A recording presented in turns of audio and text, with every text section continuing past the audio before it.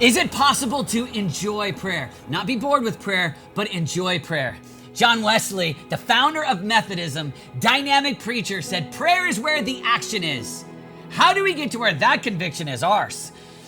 I think that it starts with seeing this idea of joy in prayer. Isaiah 56:7 says, there will be joy in my house of prayer. Any relationship that you have joy in, you start to enjoy communicating with them.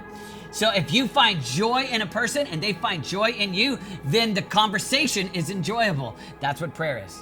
Prayer is a conversation with a God who enjoys you and you enjoy God back. I deeply enjoy my dad, and every time that I call him, he picks up. Like, he never lets it go to voicemail.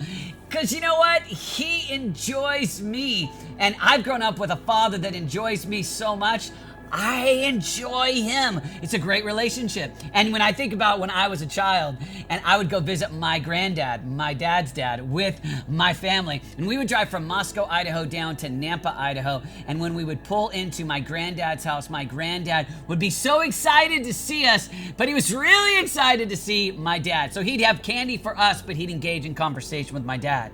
And while we were there, he wanted to give good gifts to my dad. He wanted to change my dad's oil. He wanted to buy anything that my dad needed. He wanted to have conversation with my dad. He wanted to hear the stories about how my dad was doing as a pastor in his 40s. He delighted in my dad, and my dad delighted in him. My dad enjoyed Granddad. And then when we would go to leave to drive back to Moscow, Idaho, Granddad was standing in the driveway with his hands like this and tears coming down his eyes. And I'll never forget the image of him saying, bye, pal, as he said bye to my dad. He enjoyed him. Listen, Jesus, when he talked about his Father, about God, he called him Father. And if you'll lock in with God as a Father that enjoys you, you'll start to enjoy your Father. A.W. Tozer says the most important thing about you is how you view God. The pathway into enjoyable prayer is seeing a Father that enjoys you. Zephaniah 3 says he sings over you.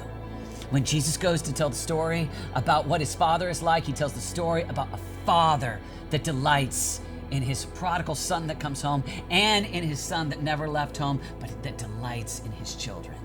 And you have a Father that enjoys you. He delights in you. And as you comprehend and get that, you'll start to enjoy God. And just like Isaiah 56:7, there will be joy in prayer for you. Prayer that is enjoyable is possible, and it begins with a right view of God as your Father.